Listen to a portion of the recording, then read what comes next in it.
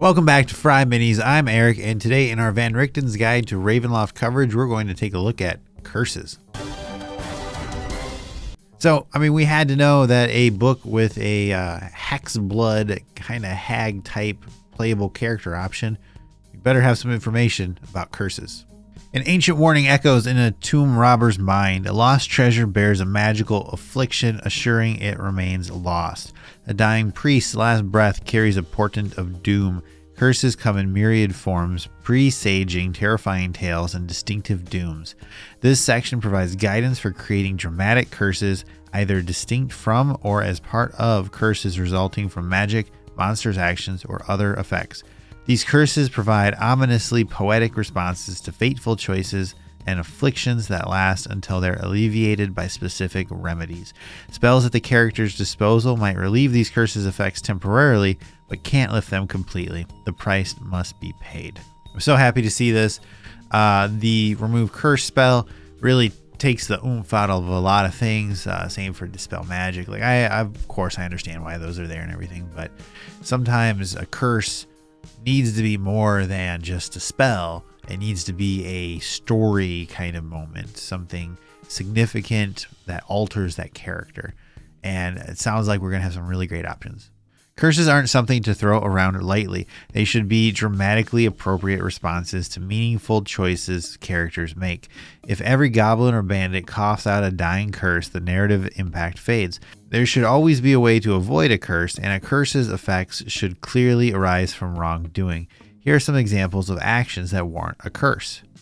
Defiling a sealed tomb, desecrating a temple, slaying a villain who is backed by a powerful entity such as a demon lord or a deity, murdering or grievously harming an innocent, stealing a treasure that is meaningful to an entire culture. In cases where the curse arises from a creature, such as a dying villain's last breath, the pronouncement of the curse is clear. When there is no wronged party present to lay the curse directly, the curse should be obvious in some way, such as a warning of dire consequences carved into the wall of an ancient crypt or relayed by a spell, such as Magic Mouth. This is exactly what I wanted. This is perfect. Great. Build it into the story. Have it be a dramatic moment. Big show stuff. Most curses have three distinct components: pronouncement, burden, and resolution. Whatever form these take, at least one of them, especially the burden or resolution, should have an ironic connection to the action that triggered the curse. So we're getting a cookbook for curses, which I can't wait to keep reading. The first component of a curse is the pronouncement, which amounts to a threat. It promises suffering to those who dare to perform or who have already performed a specific offensive act. The pronouncement can be a standing warning against taking some action, or it could be a declaration in the moment. The following examples suggest just a few possible pronouncements. A widely spread story explaining that a particular action tempts horrible punishment. A warning spoken on the cusp of a deadly battle, assuring dire consequences for the victorious. A poem, rhyme, or song foretelling doom. A carved epitaph on a gravestone discouraging robbers. The last words of a dying person, either a powerful villain or a wrongly slain innocent. Swearing a vow to refrain from or undertake some action on pain of great suffering. All right, makes sense. We have to tell the players what's going to happen, that they're going to get cursed beforehand. Because if you just, surprise, you're cursed, it kind of loses the narrative of it. But I do like that there's still that on the fly last gasp. It's a classic story point, and I love it. A curse's burden is the effect that causes hardship and suffering to the curse's victim. A burden is often reflective of what causes the curse in the first place, twisting the transgressor's actions against them. The burden takes effect immediately, along with a vague sense of foreboding, such as chill down the spine or a wave of nausea. The victim might not notice the curse's effect until a situation arrives to make it obvious. For example, a character cursed with clumsiness that manifests as disadvantage on dexterity checks might not notice anything until they make such a check. Burdens can take many forms, such as the following. The victim has disadvantage on attack rolls, ability checks, saving throws, or some combination of the three. This can be tied to a single ability score or applied generally. The victim can't communicate using language, whether through speaking, sign language, writing, telepathy, or any other means.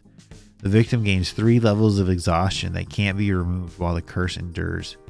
When the victim finishes a long rest, they must succeed on a DC 15 Constitution saving throw, or their hit point maximum is reduced by 1d10.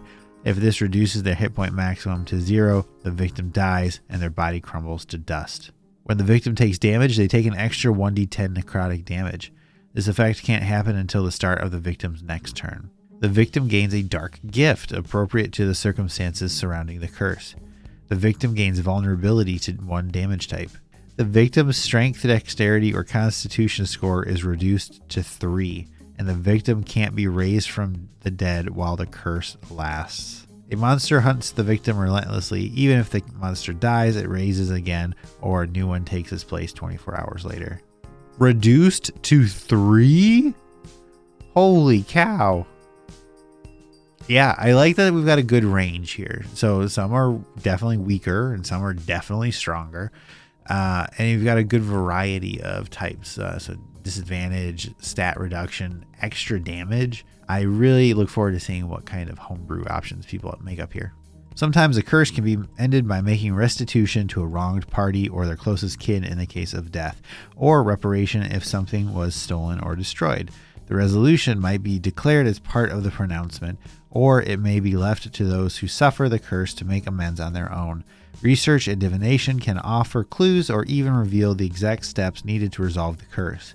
While many general curses can be lifted by a remove curse spell, more specific or dramatic curses can't be permanently lifted through spells. Magic can offer temporary respite though. A remove curse spell cast on the victim of such a curse suppresses the burden for 1 hour.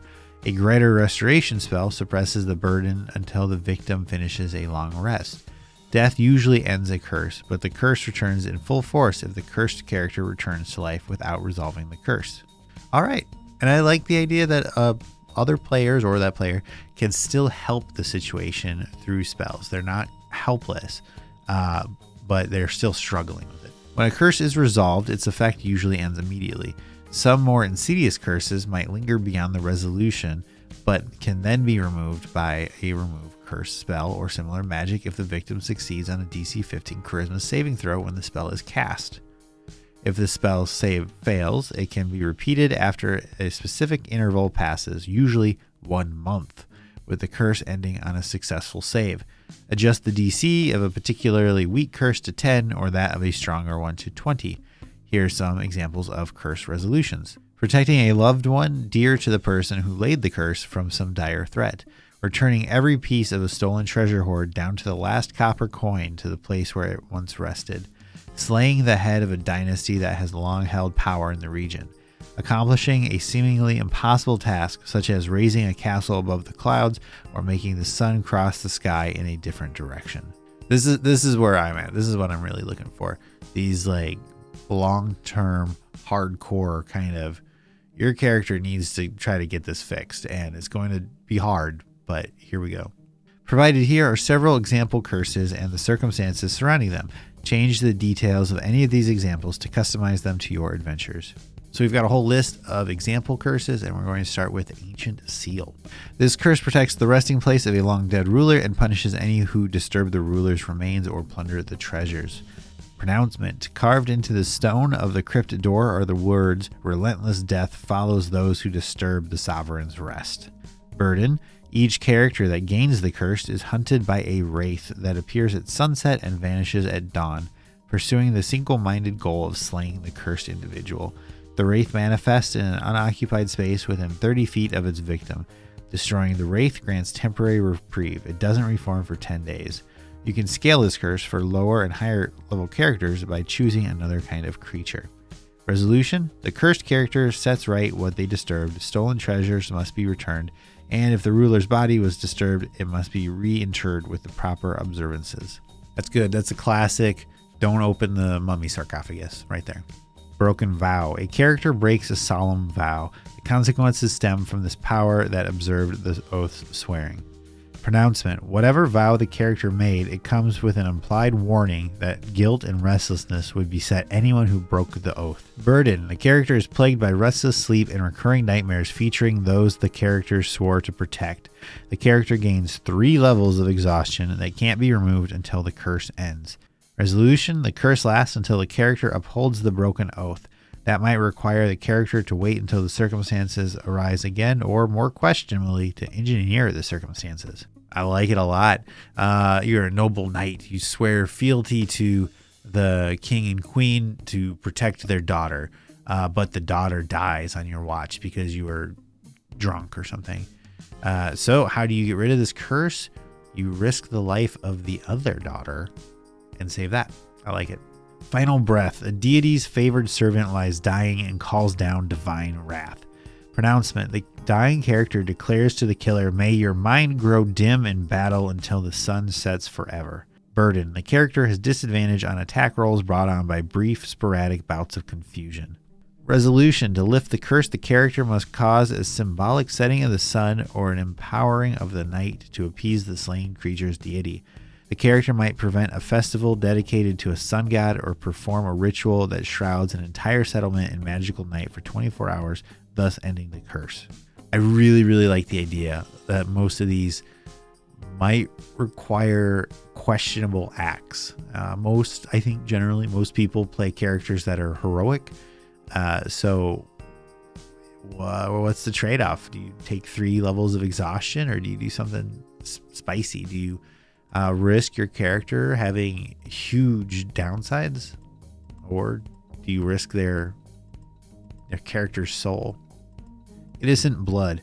The tragic situation came to pass where a character killed an undeserving person who laid a vengeful curse in punishment. Pronouncement. The dying victim spits final words. You shall spill innocent blood until laid low by the moon's bite. Burden. The character is cursed with Luguru lycanthropy. Resolution. This curse can't be broken until the character is reduced to 0 hit points by a silvered weapon. If the character survives, the curse can be broken as described in the Luguru section later in this book. Treat the character as a werewolf whose Luguru progenitor has been killed. Another classic. Cursed to become a werewolf. Brought down by a silver weapon. Perfect. This section represents everything that I love about this book. It gives you some great examples of what direction you want to take with something, but fundamentally it gives you those mechanics to create your own. It gives you an outline. You want to do this, this, and this. Think about this and try to do this. And then you just plug and play and you come up with whatever makes sense for your situation, for your game. And then you can, if you're worried about balance or something, you could try to look at some of those examples, see how it lines up. The drama, story, character development that these curses can bring, I think, is really exciting. I think this is an excellent section. What's your favorite curse? How have you cursed any of your players? Let me know in the comments below. Thanks for watching. Stay tuned for more Van Richten's Guide to Ravenloft coverage here on Fry.